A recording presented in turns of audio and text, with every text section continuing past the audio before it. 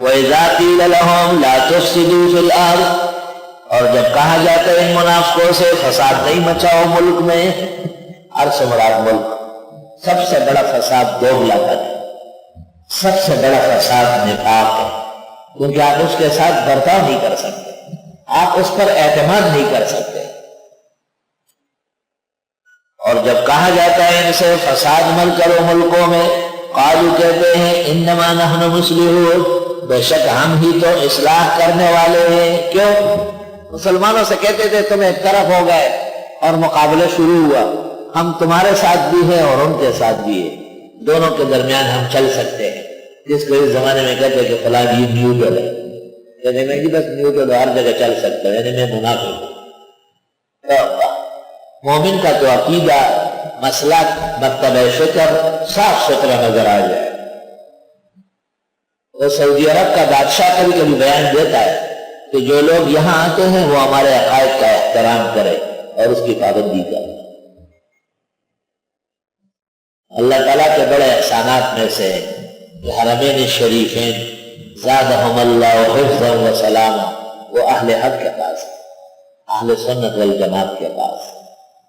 بعض اختلافات حنابلہ کے، بعض اختلافات سعودیہ کے، ابن تیمیہ اور ابن عبدالوہاب کی، وہ معمولی بات ہے۔ سب اختلافات امام اعظم اور ابو یوسف کے بھی ہے، امام اعظم اور امام محمد کے بھی ہے، دونوں کے ہیں، خلاف لصاحبین، اس سے کوئی فرق نہیں پڑا۔ بنیادی طور پر حرمین شریفین کی حکومت سعودی اور وہاں کا نظم و ضبط اللہ قیامت تک سلامت رکھے، ہر دشمن اور سازش سے بچائے، وہ ہمارے بنیادی عقائد ہے، بنیادی اسلام ہے، اور ہمارے اہل حق ہونے کی دلیل ہے کہ حرمین شریفین اہل سنت والجماعت کے پاس ہے۔ الحمدللہ علی الا انہم هم المفسدون، یاد رکھو بے شک یہی لوگ فسادی ہیں، ولکن لا یشعرون، لیکن ان کو ادنیٰ درجے کی سمجھ نہیں۔ فسادی اس لیے کہ ایمان کے ساتھ اخلاص چاہیے، وہ نہیں ہے تو ایمان کا ثمرہ نہیں ملے گا۔ مختلف اوقات میں بیگانگی نظر آتی ہے، مسلمان ڈرے رہتے ہیں، اعتماد نہیں کریں گے، اور آ کے مسلمانوں کی صفوں میں اور مجمعوں میں بیٹھے رہتے ہیں، مشرکین بھی گھبرائے ہوئے ہیں، تو نہ ادھر کہہ رہے اور نہ ادھر کہہ رہے، نہ خدائی ملی نہ رسال صنم، لا الہ الا ولا الہ الا مذبذبین بین ذلک، درمیان میں اٹک کے رہ گئے۔ وَإِذَا قِيلَ لَهُمْ آمِنُوا، اور جب ان کو کہا جاتا ہے کہ ایمان لے آؤ، كَمَا آمَنَ النَّاسُ، جیسے ایمان لا چکے یہ لوگ۔ الناس میں الف لام عہد کے لیے، معہود فی الخارج صحابہ رسول، صحابہ رسول کا ایمان اللہ کے ہاں معیار ہے، اور صحابہ کی جماعت معیار حق ہے۔ تو کسی سیاسی جماعت کے بڑے کا یہ لکھنا کہ کسی کو بھی معیار حق نہ سمجھا جائے، اور پھر آگے تشریح کی ہے کہ صحابہ بھی معیار حق نہیں ہے، پرلے درجے کی جہالت اور حماقت ہے۔ ہزار بار وہ اس کا نام تفہیم رکھے، اصل میں تجہیل ہے۔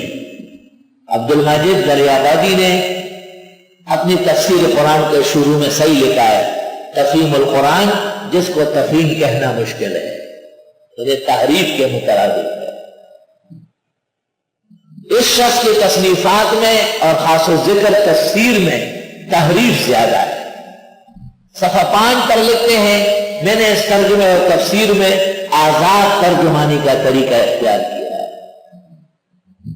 غزوہ احد پر کلام کرتے ہوئے لکھتے ہیں صحابہ میں لالچ، خودغرضی، ریاکاری اور بہت ساری بیماریاں تھی، معاذ اللہ، استغفر اللہ۔ پھر لکھتے احد کی شکست میں اس کا دخل تھا۔ یہ تمام کے تمام اتہامات اور افتراءات ہیں جو ایک بے انصاف کی طرف سے صحابہ جیسے پاکان زمانہ پر لگ رہے ہیں۔ تفصیلات کے لیے بزرگوار مولانا محمد یوسف صاحب لدھیانوی کی کتاب اختلاف امت اور صراط مستقیم اول حصہ وہ ملاحظہ فرمایا ہے۔ اور بڑے طلباء و فضلاء امام اہل سنہ قاضی مظہر حسین مرحوم کی محاسبہ، یہ کتاب کا نام ہے محاسبہ۔ باقی ابو بکر ابن العربی جو غزالی کے شاگرد ہے، اس کی العواصم من القواسم، مہدی حسن خان کی آیات بینات، شاہ عبدالعزیز محدث دہلوی کا تحفہ اثنا شریعہ، قابل دید کتابیں ہیں اس موضوع کی۔ اور جب کہا جاتا ہے ان سے ایمان لے آؤ، جیسے ایمان لا چکے ہیں یہ لوگ صحابہ رسول، اللہ اللہ، قالو کہتے ہیں انؤمنو ہم ایمان لے آئے، کما آمن السفہاء جیسے ایمان لا چکے ہیں یہ بے وقوف لوگ، معاذ اللہ استغفر اللہ۔ صحابہ کی جان نثاری، کمال اخلاص، اسلام کی ہر ادا کے لیے جان کٹوانے کے ایثار کو دیکھ کر کے وہ سمجھتے تھے یہ کمکل ہے، معاذ اللہ واستغفر اللہ۔